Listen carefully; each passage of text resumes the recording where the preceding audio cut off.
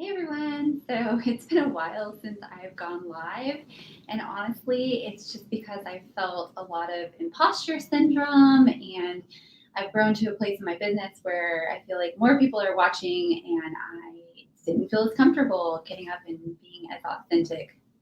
Uh, so I am trying something new, and I'm going live.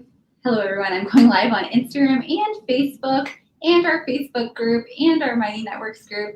And so if I have some tough technical difficulties or if you see me looking at two different screens, that's why. But I wanted to hop on today and really tell my entrepreneurial story. I know I shared a lot of this and was really vulnerable about it when I first started the Hive, but I haven't gotten on, like I said, live in a while to really be authentic and vulnerable, and I wanted to get on and do that. So um, I think a lot of people think, oh, the Hive is your first business that you started and you've just done really well, and wow, you have a ton of advice to give. It seems like you know a lot about businesses. Well, I know a lot about businesses because the Hive is not the first business that I ever started. The first business that I ever started was a senior photography business when I was a senior in high school myself.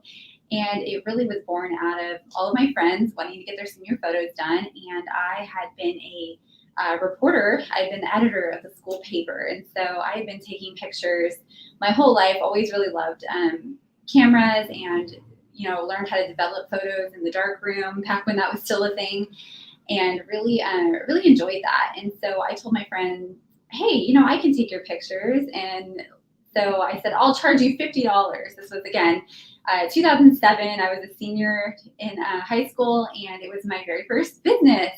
So I learned a few things about business, right? I learned about scheduling, and I learned about how much time and effort went into it beyond just the session. When you took the photos, all that went into the editing and following up with them and making sure that you collect the money that you're promised to be paid. And back then, of course, I wasn't invoicing or anything like that. I think she just paid me in cash. I did several of my friends' senior photography, and I also had a friend ask me to do photos of her and her fiance when they got engaged. And I actually, she didn't pay me. She never paid me. And so learning some big business lessons there. And I was, too nervous and young at the time to really do anything about it. And so the second business that I ever started was also photography. My ex-husband and he was in the military. He was in the Army, and all of his friends were getting married before they went on deployment, or so before they had to move somewhere else. And so he got his officiating license just online and was able to marry them. And because I had done photography, I had some examples of my work. One of his friends asked if I would take pictures at the wedding. And so it was an elopement. They just did a little backyard wedding, and I took pictures, and they turned out really great. And so everybody else started asking, can you do pictures at my wedding too? And so we were crazy, apparently. So we charged $200 for the officiating and the photography. And early on, they got a CD with all the photos. Later on, I made it more of a boutique. Sorry, got a little timer. I made it more of a boutique style business. And so they that was just for the session fee. And if they wanted to purchase photos later, they could go on and do that. And that made my life a lot easier because I could just show them the raw photos. Any ones that they liked and wanted to purchase, I could edit. Or they could purchase digital files. And so learning some lessons there. And I also learned that as we raised our prices, our clients just got easier. They got better. They got to be more ideal clients. And so that was something I learned through doing elopement wedding photography. And then I have always been a freelance writer. So I mentioned that I was the editor of my school paper back in high school. I also worked on the college paper. And after college and during college even, I wrote newspaper articles for local papers. And I would do little feature articles, and then a local company reached out based on one of the articles I did and asked me to do like kind of a magazine for highlighting their employees. And so I got to interview different employees and write their stories and take their pictures. And so that was kind of fun.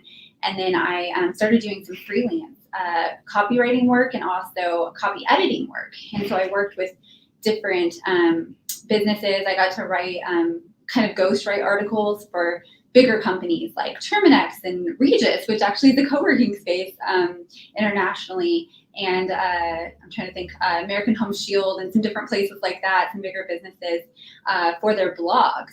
And so that's kind of how I got into the world of writing. And then I became an English teacher. I taught 4th through 8th grade creative writing and 6th grade English language arts. And in Kentucky, you were required to get your master's degree within 10 years of starting teaching. And so I decided to get my master's in creative writing nonfiction. And that really helped me even more hone my writing skills. And when I moved back home to Wichita, I got a job at a marketing company, and I worked as a copywriter on $20,000 websites for speakers, authors, and coaches. And so I really learned about this world of online marketing and how to write copywriting, which is very different from newspaper writing or writing academically. And so that was a skill that built, and I also learned more about email marketing and about social media and funnels and all of that. And then I took those skills to actually launch my first, I guess, I would say like a real business that I was trying to do.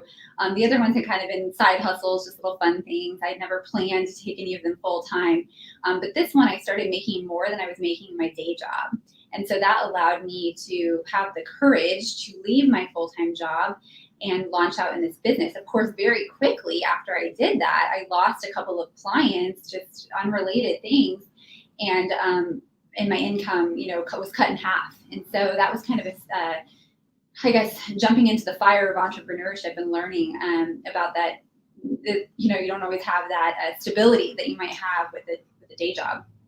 And so I also had this sense of, I had been through depression in the past. When I was a teacher, every summer and every winter break, I would always go through a really deep depression. I did not like feeling isolated and lonely, being at home and not having structure. And so when I also went through postpartum depression when I had my daughter and I was home. So I noticed that every time I was home and I wasn't interacting with a lot of people, I would get depression. And so, or sink back into it. And so I knew when I transitioned out of my day job to work in my content strategy business full time, that I had to set myself up for success. And so I had heard of the concept of co-working by living in a few bigger cities. And so I joined a co-working space that we had here in Wichita at the time. And at the time, we really only had one grassroots co-working space, and we had like Regis, which is more of an international. And then we had some like office sharing type spaces, which I don't consider necessarily co-working. And so I started working there, and I always say that it is a business idea whenever you say, wouldn't it be great if? Because I was attending this space and I just felt like it was very dark. It was all men in the tech industry, coders, developers, software engineers. And every time I came in, nobody would talk to me. It didn't look like anybody actually worked there as an employee, so I couldn't ask anybody any questions. When I first signed up online, nobody sent me any information about how to get in the door or anything like that. And so I just kind of had all these ideas of wouldn't it be great if there was a space that was more women focused? And wouldn't it be great if there was a space that was light and bright and beautiful and had inspiring decor that made me want to be there? And wouldn't it be great if they had, we had yoga or massage therapy on site? Wouldn't it be great if we had lunches together where there was healthy food was served and you got to build friendships? Because it's so hard to build adult female friendships. And so I was kind of brainstorming all these, wouldn't it be great? And I was a part of a group of women at the time called Lean In. It was a Lean In circle. And so I went to the next Lean In meeting. We had them once a month. And I went to this meeting and I said, hey guys, so and we were actually meeting at this other co-working space at the time. So I was this space, I started working here and I'm not really loving it. And I had all these ideas, wouldn't it be great if? And I started going through it. And all the women in the group, and several of them are still Hive members. Stacey Ward Latin was in the group, and Susanna Matthews was in the group. If you know Jenny Wiley, she was in the group, and Jordan Page was in the group. And all these women were oh my gosh, yes. You should start it. You should start this space. And I was I don't know, that seems like a big girl business, right? I have to get a brick and mortar and pay a rent or mortgage on it. And I'm probably gonna have to have employees and I don't know, that just seems really big thing. And but they would just like hyping me up, right? When you get a bunch of girlfriends like hyping you up.